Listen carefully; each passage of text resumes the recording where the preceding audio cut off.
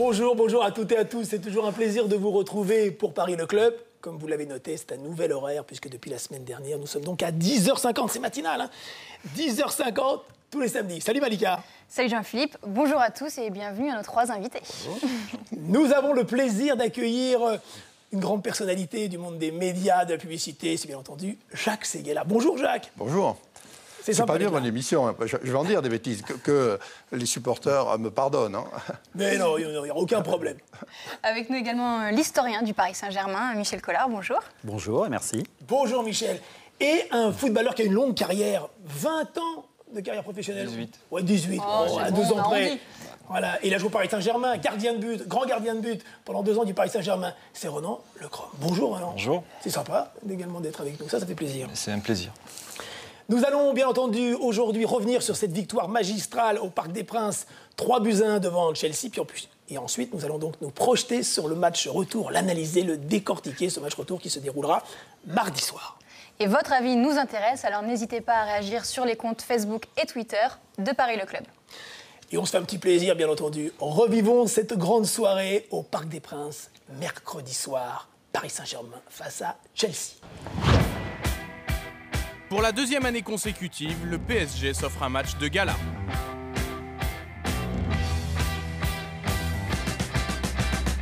Ambiance électrique avant le match dans les travées du Parc des Princes pour ce quart de finale aller de Ligue des Champions. Dès les premières minutes, le PSG pousse, domine et ne tarde pas à trouver la faille. Ezequiel Lavezzi ouvre le score d'une superbe demi-volée sous la barre. Son 3e but en 3 matchs face à Chelsea est déjà 1-0 pour le PSG à la 4e minute. L'Argentin est intenable en début de match comme sur cette longue chevauchée qu'il n'arrive pas à concrétiser. Un quart d'heure de folie qui laisse place à la peur. Paris recule et laisse le ballon aux hommes de José Mourinho. Thiago Silva concède un pénalty, égalisation d'Eden Hazard. Le Belge aurait même pu se transformer en bourreau si sa volée n'avait pas terminé sur le poteau. Frisson dans le stade. Au retour des vestiaires, Paris reprend le jeu à son compte. Le petit Pocho Lavezzi n'est pas très loin de s'offrir un doublé. Paris profite ensuite d'une de ses forces, les coups de pied arrêtés. David Luiz contre son camp donne l'avantage au PSG. Pas de répit pour Chelsea, Cavani n'a plus marqué en Ligue des Champions depuis le match à Benfica. Il manque encore le cadre sous les yeux de Pastore prêt à rentrer. C'est chose faite quelques minutes plus tard. L'Argentin fait alors chavirer ses coéquipiers avec un but venu d'ailleurs.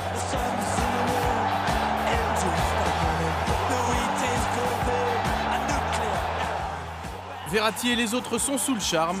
3-1 score final, le parc exulte.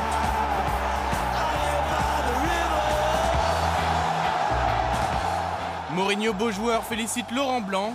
Eden Hazard croit lui toujours en ses chances. On aurait aimé garder ce score de 1-1, ça nous aurait permis d'être en ballottage favorable. De toute façon, on n'a qu'une chose à faire, c'est attaquer, essayer de marquer. Chelsea l'a déjà fait par le passé, donc on va essayer de rééditer l'exploit. Cette semaine, la joie des Parisiens est immense, mais ils sont prévenus. Le retour mardi à Stamford Bridge pourrait être renversant. Alors Jacques, le Paris Saint-Germain va-t-il se qualifier après cette victoire ? Oui, bien sûr. Ouais. En tout cas, il faut y croire. Hein. Alors, je sais que tout le monde est pessimiste, mais finalement, d'abord, il a porté chance à ce nouveau gouvernement. Puisque finalement, le ministre des Sports nommé le matin est là le soir à côté de l'ancien président de la République. C'est quand même une espèce de symbole. Bon. Ah oui, c'est vrai, ouais. Oui. On peut voir un lien. Et puis, les Français ont besoin de ça. Allez, mon Dieu des sports... Faut nous sortir de la merde. Et c'est une vraie façon. Parce que ça ne suffit pas de gagner le match. Il faut gagner l'autre, il faut gagner l'autre, il faut gagner l'autre, et il faut gagner le 4e. Et c'est là que la France entière... Mais ça, on en reparlera dans les... projette. Voilà, mais ça, on parlera dans les futures émissions de Paris le Club. Redonner le moral. Merde à la déprime. Et on attendait de pouvoir jauger le Paris Saint-Germain sur la scène européenne. Est-ce que Paris a réussi le test ? Ah oui, c'était un superbe match. Les Parisiens ont le niveau face à Chelsea. C'était une vraie interrogation. Donc on peut dire que le PSG fait partie aujourd'hui des plus grands clubs européens. Le plus grand, vraiment. Jacques. Ouais, clairement. Surtout qu'on a vu un Paris capable de s'adapter, en difficulté en première mi-temps, avec une belle réaction en deuxième, et pour finir avec panache. Donc ça, c'est quand même des signaux forts. Et côté Chelsea, on parlait d'une défense intraitable qui n'avait pris que 4 buts en Ligue des Champions. Et là, face à Paris, 3 buts en une soirée. Est-ce que vous avez trouvé cette équipe au niveau ? 3 buts et 3 erreurs. Hein. Il y a une énorme erreur de Terry qui relance dans l'axe. Hein. Je pense que les entraîneurs doivent apprendre aux joueurs, aux défenseurs centraux de ne pas remettre le ballon comme ça dans l'axe. Et puis le gardien n'a pas été très très bon sur les 2 autres buts. Oui, ça a été une surprise de voir Chelsea faible en défense. Et c'est vrai qu'à un moment du match où Chelsea avait égalisé et aurait pu marquer ce deuxième but si le poteau n'avait pas sauvé Sirigu, là on aurait pu se poser quelques questions. Et ils ont trouvé vraiment les ressources pour remporter ce match et marquer ce 3e but qui est vraiment très important à mon avis pour la suite. Jacques, est-ce que les joueurs du Paris Saint-Germain avaient conscience de l'importance pour le public français, pour tous ceux qui aiment le foot, d'un quart de finale comme cela ? Bien sûr, je crois qu'il y avait une très grosse pression. Je pense qu'il y avait une très grosse pression sur Zlatan. Je pense que ce n'est pas d'ailleurs innocent dans le claquage qu'il a eu. Je crois que il était tendu, il n'était pas à l'ombre de lui-même. Il sait en plus que c'est un extraordinaire joueur qui perd un peu ses moyens, qui a peur de la réussite finale, qui perd un peu ses moyens dans les grands matchs. En tout cas, c'est la réputation qu'il a. Et c'est certainement ce qui a fait que la première partie a été tendue et puis qu'il y a une sorte de libération. Parce que ce qui est formidable pour qu'un match soit un grand match comme ça, un match finalement d'anthologie, c'est qu'il faut en plus qu'il y ait le dernier but. Il faut qu'il y ait dernière seconde voilà, le renégat qu'on laisse sur le banc et qui arrive et qu'il y ait les mecs tac, tac, tac, paf. Alors moi je parle en spectateur, hein, eux ce sont des techniciens, mais je crois que la fête était formidable à cause de ça. Mais oui, il y a la pression, il y en a même trop. On se demande comment ils peuvent tenir. C'est comme si finalement ils jouaient leur carrière. Mais non, les enfants, on va gagner, on va aller en finale, on va les taper. On va taper le Real. Renaud, il y a un élément important que vient de dire Jacques en parlant de la blessure de Zlatan. Justement, ce n'est pas ce surcroît où il y a trop de pression et quelque part il se met de la pression parce qu'on sait qu'en Ligue des Champions il ne réussit pas toujours à être aussi efficace et finalement il y a une blessure qui est peut-être un peu psychologique, non ? Psychologique, je n'irai pas jusqu'à là, mais peut-être que on dit qu'il y a ce syndrome du dernier carré qui ne brille pas forcément dans ces matchs-là. Ça peut jouer, mais il y a aussi la répétition des matchs. C'est un joueur qui fait souvent la totalité des matchs. Et quand on est angoissé, on est plus vulnérable. Hein. Vous n'y croyez pas à l'angoisse, à la théorie de Jacques ? Non, ça peut être un facteur, mais ce n'est pas le seul facteur. Ça ne suffit pas quand même pour qu'il ait un claquage. Mais je pense que quand on est trop tendu, ça peut être... Il a fait quand même pas mal de courses défensives. Il a peut-être fait des efforts mais pourtant, il n'a pas l'habitude de faire. Avec la Michel, répétition. j'ai envie de faire un parallèle également avec Thiago Silva. Il fait jamais de faute, ou rarement. Oui. Et puis il commet cette faute et ce penalty. Lui aussi, on sait qu'il a un devoir, une responsabilité dans cette équipe. Il porte cette équipe avec Zlatan. Là encore, ce n'est pas l'événement qui... Non, c'est une petite maladresse. C'est un fait de jeu, à mon avis. Bon, il a fait un très bon match. Pour en revenir aussi à Ibra, on dit que la pression, des fois, c'est difficile pour lui. Mais c'est quand même un très grand joueur. Faut pas l'oublier. Et puis surtout, l'adversaire était quand même un peu plus fort. La Ligue des Champions, c'est du plus haut niveau que la Ligue 1. Et ça a sûrement joué. Mais c'est aussi un homme des grands rendez-vous. Et il a une réputation, à mon avis, qui est un peu usurpée. Hein. Je pense que c'est un compétiteur. Et la pression, il doit aimer ça. Et je suis persuadé que quand il va revenir, il va porter encore le Paris Saint-Germain tout en haut. Ronan, quelle est votre analyse du match des deux gardiens ? Il y a eu pas mal de critiques sur la prestation de Petr Cech. Petr Cech n'a pas été complètement irréprochable, mais en même temps, c'est aussi un poste exposé. Et de temps en temps, on peut faire ces petites erreurs qui sont lourdes de conséquences. Ça veut dire que lui aussi, pourtant il a l'habitude, il a gagné la Ligue des Champions, ça fait 10 ans qu'il est au sommet, donc il n'est pas à l'abri. On n'est jamais à l'abri, on rentre sur le terrain, on se remet en cause. On met l'habit de lumière, mais on ne sait pas si on va réaliser une grande prestation. C'est un poste vraiment très, très difficile. Jacques, tout à l'heure, vous me parlez du poste du gardien de but. Moi, je trouve que les gardiens, ce sont les héros du stade. On ne regarde que les joueurs qui marquent des buts. Moi, je trouve que ceux qui les arrêtent sont tellement plus formidables. Et c'est curieux, on n'en fait pas des stars comme les autres. Ça fait tellement de progrès. Moi qui étais gardien il y a 60 ans... Ah oui. Mais non, moins que cela. Bon, piètre gardien amateur à Perpignan, je vois, en plus on jouait sur du goudron, je vois, c'est incroyable les différences qu'il y a. Et en plus, le niveau de l'ensemble des gardiens se touche. Alors que dans les joueurs, il y a des niveaux extraordinaires. Il y a quand même ceux qui sont surdoués et puis les autres. Et d'ailleurs, il n'y a pas de grands gardiens connus, alors qu'il y a 10 grands attaquants connus dans le monde entier, célèbres dans le monde entier. Michel, ça c'est très injuste. Il n'a pas été aidé, le pauvre gardien de Chelsea, par sa défense, il ne faut pas l'oublier. Hein. Les défenseurs centraux n'ont pas été très bons. C'est important aussi, je pense que Sirigu, il est rassuré parce qu'il a une très bonne défense. Il y a la petite erreur de Thiago Silva, mais qui est ridicule sur l'ensemble de sa carrière au PSG ou même du match où il a été encore très très bon. Un gardien, il a besoin aussi d'être rassuré par sa défense. Et je ne les ai pas trouvés très très bons défensivement, Chelsea. Mais pour moi, le 3-1 est déterminant parce qu'il va redonner confiance à toute l'équipe, au staff, à toute l'équipe, etc. Parce que c'est pas un 3-1 anodin, quoi. Tout le monde disait qu'il n'allait même pas gagner. Et puis, 1, et 2, et 3. Voilà. Déjà vécu. Ça rappelle des souvenirs, ça. Voilà. Et quelle va être la stratégie de Laurent Blanc à Stamford Bridge ? Il va falloir tenir. Hein. Moi, j'ai le souvenir d'avoir assisté à un match il y a quelques années. Maintenant, c'était à Liverpool. C'était aussi une demi-finale de la Coupe des vainqueurs de Coupe. Le PSG s'était imposé 3-0 au Parc des Princes. Tout le monde pensait que ça allait être facile au retour et ça avait été un véritable calvaire pour le PSG. Ils avaient perdu 2-0, ils s'étaient qualifiés au final.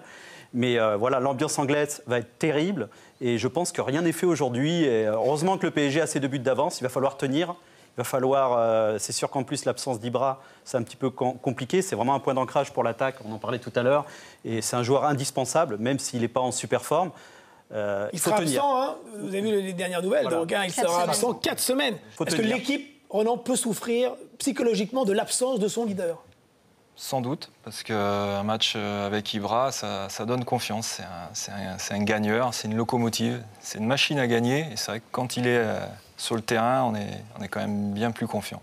J'aimerais, messieurs, qu'on évoque en quelques secondes ces joueurs dits remplaçants, ou pas les joueurs majeurs, qui ont fait une super rencontre, hein, qui ont joué à un niveau assez incroyable. Pour quelles raisons un joueur comme Jallet, et tant mieux hein, pour Paris, bien entendu, a réussi un match incroyable, Lavezzi, et puis Pastore, d'ailleurs, on va en parler un peu plus tard dans la deuxième partie de l'émission, sur Pastore. Pourquoi ? Jallet, je trouve qu'on a été terrible avec lui. Il revient de blessure. Il ne faut pas oublier qu'il a quand même été le capitaine du Paris Saint-Germain. Il a joué en équipe de France. Il revient vraiment de blessure et j'en ai discuté avec d'anciens joueurs qui m'ont expliqué justement qu'il faut quand même un certain temps pour se remettre et revenir à son plus haut niveau. Ça ne se fait pas comme ça et on sent aujourd'hui qu'il revient justement à ce niveau qu'il avait avant. C'est un très bon joueur. On l'a un petit peu égratigné. Je trouve que c'est un peu terrible pour lui parce qu'il a toujours fait le boulot au Paris Saint-Germain. Jaja, c'est un titulaire en puissance. Jaja, voilà. C'est son petit surnom. Ouais, je l'ai vu jeudi matin, et, le lendemain de la rencontre. C'est un titulaire en puissance qui a été blessé, qui a été opéré. Il faut du temps pour revenir. Mais c'est un mec qui en veut et je pense qu'il va le démontrer. Là. Cette fin de saison, c'est pour lui. On va suivre ça. Javier Pastore, l'Argentin, a marqué donc ce but magistral qui pourrait d'ailleurs peser très lourd pour ce match retour. Focus sur l'Argentin, Pastore. Mercredi, le héros, c'était lui. Rentré en jeu 5 minutes plus tôt, Javier Pastore réalise une action extraordinaire. 3 joueurs éliminés, Willian, Azpilicueta et l'expérimenté Frank Lampard. Même Laurent Blanc est bluffé. Les circonstances ont fait qu'au bout de 8 minutes, même quand je lui ai fait signe qu'il devait rentrer, il a eu l'air surpris. Mais voilà, il a du talent, ce garçon, on le sait. Et sur cette action, c'est que du talent, quoi. Hein. Donc bravo à lui, je suis vraiment très content pour lui. Malgré ses coups de génie, c'est sur le banc que l'Argentin démarre le plus souvent les rencontres. À l'heure d'un football de plus en plus physique, El Flaco, le maigre en français, n'a pas le volume de jeu des plus grands. Pas toujours impliqué défensivement, parfois nonchalant, Pastore est pourtant capable sur un geste de nous émerveiller. On dit que les grands joueurs se révèlent dans les grands rendez-vous, à chaque fois ce sont ces matchs qu'ils décident de débloquer. Exemple au Camp Nou l'an dernier, Pastore ouvre le score face au Grand Barça. Nouvelle illustration cette saison, le PSG se rend à Monaco pour le premier choc de l'année en Ligue 1. L'Argentin est aligné d'entrée et se retrouve bien placé pour marquer le premier but du match. Au final et après 6 premiers mois de folie, l'expérience de Pastore au PSG est mitigée, mais il ne fait aucun doute, ses plus belles actions auront marqué l'histoire du club. Ronan, vous connaissez bien ce club de l'intérieur. Javier Pastore, on parle de son prochain transfert. Alors faut-il maintenant le garder, lui qui a tendance à marquer des buts décisifs et à l'être rarement, mais il peut l'être. Il faut le garder ? Je pense que oui, très clairement. Et puis J'ai eu la chance de le voir aussi jeudi matin. Mais vous voyez tout le monde. Bon, je suis allé visiter mes anciens coéquipiers, tout simplement. Et j'ai senti quand même un joueur épanoui et avec une envie de performer. Avant le match contre Chelsea, Blaise Matuidi avait déclaré qu'il espérait que toute la France soit derrière le Paris Saint-Germain. Pour vous, lorsqu'une équipe française atteint ce stade de la compétition, la soutenir, ça devient une cause nationale, qu'on soit lyonnais, marseillais En tout cas, vu les scores et les audiences du match, je suis persuadé que toute la France était derrière le Paris Saint-Germain, à part évidemment certains irréductibles supporters qui n'aiment pas le club. Et ça, c'est vrai, c'est le changement aussi de l'image du Paris Saint-Germain qui aujourd'hui est devenu un club populaire, alors qu'il y a encore quelques années, c'était vraiment Paris, la capitale, contre la province. Donc ça aussi, c'est une très très belle réussite des nouveaux actionnaires avec ce nouveau Paris Saint-Germain. Jacques, l'ambition de ce Paris Saint-Germain passe par ce type de rencontre très prestigieuse et de victoire devant Chelsea. Parce qu'on sait que Paris Saint-Germain a des ambitions mondiales. Donc c'est ce type de match qui permet au club d'être aussi bien exposé. Bien sûr, moi je ne voudrais pas être méchant, mais on n'a peut-être pas l'équipe de France dont on rêve. Quoique. Et on peut espérer, pourquoi pas. Et tout d'un coup, le PSG d'abord parce qu'il s'appelle Paris. C'est comme si c'était l'équipe de France bis. Donc je crois que on peut mieux avoir une vibration nationale pour un club comme Paris, grâce à ses résultats et grâce à tout ce qu'il véhicule. Paris, c'est la plus belle marque du monde. Oui. Ville Lumière, d'ailleurs, on sait que les Qataris, les dirigeants veulent insister. Absolument. Et s'ils veulent pouvoir continuer, il faut qu'ils aient un retour sur investissement. Et plus ils vont mettre à la fois des résultats et à la fois de l'imaginaire dans leur marque, et plus ils vont avoir de sponsors, et puis ils pourront acheter de grands joueurs et continuer à rester au top. Donc c'est un match comme ça est capital. Et le 3-1, qui est une sorte de storytelling du sport, n'a pas de prix. Alors, Pastore, les petits, gardez-le. En plus, je pense que quand on est sur les bancs, on n'a rien à perdre et tout à gagner. Parce que les très grands, ils ont un peu peur, etc. Ils disent, si jamais je rate un peu mon coup, je vais me faire ridiculiser. Eux, mais toute leur tripe dehors. Michel, Chelsea en Angleterre n'a pas la cote. C'est assez curieux. Il y a eu des sondages qui ont été faits auprès de 6000 supporters et à 60%, c'est le club le plus détesté. Un peu comme Paris il y a encore quelques années. Pour quelle raison ? Peut-être aussi une arrogance. Ils ont quand même un entraîneur qui est très particulier, qui est José Mourinho, qui a la plus belle époque de Chelsea. C'était déjà José Mourinho. Je pense que ça a joué. Les Anglais, ils n'aiment pas trop les joueurs ou les entraîneurs étrangers avec cette arrogance un peu que peut avoir Ibrahimovic. Ça a dû jouer. Et puis, c'était une équipe un peu différente d'Arsenal. C'est vrai, mais il y avait aussi beaucoup de joueurs étrangers. Et peut-être que certains Anglais ne se sont pas retrouvés dans ce Chelsea-là. Pardon.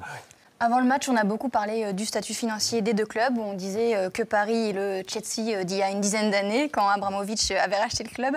Est-ce que c'est une comparaison pertinente pour vous ? Sans doute, sauf que je pense que QSI a encore plus de moyens que M. Abramovich et qu'ils ont une soif de réussite encore plus grande. Peut-on, Jacques, faire un parallèle entre les deux propriétaires qui ont donc des registres différents ? D'un côté, ce milliardaire russe, qui est propriétaire du club depuis maintenant 10 ans, et puis de l'autre côté, les Qataris. Je pense que Chelsea n'est pas aimé parce que c'est un quartier riche, et c'est un russe qui est le propriétaire. C'est la double peine. Bon. Alors que Paris est une grande ville, etc., une grande capitale, il n'y a pas ce problème-là. Et les Qataris se sont forgés quand même une belle image, et on les sent proches de la France. Ils investissent beaucoup dans notre pays, et pas simplement dans le sport, et dans d'autres domaines. Et donc, tout ça crée une marque. L'autre grand sujet dans la presse internationale avant le match, c'était le duel Zlatan-Mourinho. Et même le New York Times a fait une page entière, un portrait sur Zlatan Ibrahimovic. C'est définitivement l'argument numéro 1 de vente du PSG. C'est la star de la Ligue 1, c'est le meilleur buteur, c'est le meilleur joueur. On espère qu'il va vite revenir et qu'il va battre, par exemple, ses 30 buts. Ça serait magnifique qu'il batte le record de Jean-Pierre Papin. Ça fait très longtemps qu'un joueur n'a pas marqué 30 buts. Pour moi, c'est le phare. Il est indispensable au projet Paris Saint-Germain, encore plus que Cavani ou Thiago Silva. Finalement, le Paris Saint-Germain est au foot ce que la Tour Eiffel est à Paris. C'est de ce niveau-là. Il représente vraiment. Et le cœur du cœur de la marque, c'est Ibra. D'ailleurs, en Suède, il y a Abba et Ibra, il n'y a rien d'autre. En plus, il a tout pour porter ce club. D'abord, il y a du Cantona en lui. Hein, il a presque envie qu'il fasse ça quand il a marqué un but. Sauf qu'il n'est pas de... Oui, et il y a du Mohamed Ali, parce qu'il veut gagner. I am the best. Donc, c'est pour ça qu'il a, quand même, le premier mois, il a quand même galvanisé tout Paris alors qu'on ne voulait pas le voir. Ouais, c'est vrai. Non, c'est là de la crème de star. C'est une immense star. C'est une immense star capable de gestes. Et de gestes. Mais vous l'avez Lui seul a le secret. à l'entraînement. Oui. Mais bien entendu. Donc, alors, comment se comporte-t-il? D'abord, est-ce qu'il est sympa? Est-ce qu'il est dur? Est-ce qu'il est autant arrogant en compétition qu'à une séance d'entraînement? Il est très sympa. Évidemment, il n'a pas le même comportement. On est entre coéquipiers. Cela dit, quand il y a les petits 5-5, les jeux réduits, il veut gagner. Donc, il veut gagner, il faut gagner. Et quand on est gardien dans son équipe, il nous le fait comprendre. Et il a raison. Camara nous disait qu'il arrivait très souvent bien avant tout le monde. Oui. C'est un super pro. C'est ce qui caractérise l'ensemble de l'équipe même. Ce sont tous de très très grands professionnels. L'exigence. Malika, on a vu donc qu'il y a eu des échanges assez incroyables sur Twitter au moment de ce match et avant. On va dire que les deux clubs ont commencé à faire monter la pression avant le match. Et c'est le PSG qui a commencé. Il a envoyé un petit message à Chelsea en disant « Savez-vous que nous jouons le deuxième quart de finale de suite d'affilée ?» Et Chelsea a répondu « Paris, savez-vous que Chelsea va disputer, si on vous bat, sa 7e demi-finale en 12 ans ?» Michel, pourquoi cette guerre c'est plutôt un jeu. Ce jeu chez Twitter. En tout cas, le Paris Saint-Germain pour envoyer un tweet avant le match retour en annonçant que le PSG n'a jamais été éliminé quand il a gagné un match 3-1. Donc voilà, ça peut être important, ça peut être une force. C'est une statistique importante. Jamais. Non, jamais. Jamais. Le PSG n'a jamais gagné un match 3-1 au match aller, mais à chaque fois que le PSG a joué en Coupe d'Europe et a gagné 3-1, il n'a jamais été éliminé. Bon. Donc c'est très important, et c'est une petite guerre psychologique et amusante aussi pour les supporters, à mon avis. Hein. Oui. C'était rigolo, je pense qu'il n'y a pas derrière de haine entre les deux clubs. Jacques, pour une fois, je ne suis pas d'accord avec lui. Quand tu parles de foot, je ferme ma gueule. Bon, moi, je crois que c'est très intentionnel, que ça fait partie de la construction de la marque, qu'il y a des professionnels derrière qui contrôlent ça et qui font ça. Et les grandes marques aujourd'hui, comme d'ailleurs les grands partis politiques, se battent à coups de tweets avant, pendant et après. Et c'est ce qui va donner une deuxième vie, un deuxième souffle au football, parce que je pense que ça va créer des émules et que l'ensemble des clubs, même s'ils ont moins de moyens, vont essayer aussi, à leur manière à eux, d'utiliser ce que le PSG est en train de montrer en montrant la voie. J'aimerais juste que l'on parle de Eden Hazard, parce qu'il a quand même porté un maillot, c'est assez incroyable ça. Il porte le maillot du Paris Saint-Germain en mix zone, donc au moment où Michel, c'est très curieux, il porte le maillot adverse. C'est assez rare parce que des fois les joueurs le portent à l'envers. Oui. Ça l'a pas gêné, et c'est vrai que je pense qu'il devait savoir que ça aurait fait une mini polémique, sachant quand même qu'il est plus ou moins annoncé au Paris Saint-Germain dans la presse. Et je ne suis pas persuadé que, alors on n'est peut-être pas d'accord, que certains supporters de Chelsea aient apprécié ce geste. Voilà. C'était furieux. Ça, je suis d'accord qu'il ne soit pas content, mais en même temps, on sort d'un match, on échange son maillot. Je pense que c'est plus au directeur de la com de dire c'est vrai que en fait, remets le maillot. Ah oui, peut-être à Chelsea, on n'a pas fait le boulot sur ce coup-là. Oui. Voilà. C'est eux qu'il faut disputer. Ouais. L'émission est bientôt terminée et le PSG joue tout à l'heure à 17h face à Reims. Un petit mot sur le match. Est-ce que vous pensez que Laurent Blanc va faire jouer l'équipe B? L'équipe B, il n'y a pas d'équipe B. Non, c'est un groupe. Tout le monde est concerné. Il va sans doute faire tourner. Ouais, mais ça permet aussi aux joueurs moins utilisés de s'exprimer. Et c'est peut-être ceux-là qui vont aussi faire la différence en rentrant dans les matchs plus importants. Michel, un mot sur les records. 7 victoires consécutives pour Paris.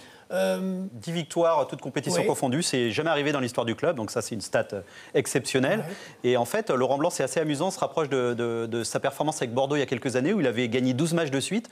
Ça pourrait être amusant. Si le PSG, par exemple, s'impose à Chelsea, eh ben, le Laurent Blanc du Paris Saint-Germain égalerait le Laurent Blanc de Bordeaux. Mais à mon avis, ils vont jouer le match à fond, avec n'importe quelle équipe, avec n'importe quel joueur, parce qu'ils veulent continuer. Les victoires appellent les victoires. Exactement. Merci, messieurs. Peut-être rapidement une question Twitter pour terminer. Oui, ça va être assez simple cette semaine. C'est le pronostic, votre pronostic du match retour à Chelsea. Voilà. Merci, Jacques. Rêvons plus grand. Pas mal, ça, le slogan. Merci, Roland, et merci, Michel. C'est un plaisir. Malika, on se retrouve la semaine prochaine. Quelle heure? 10h50. Bye bye. Ciao.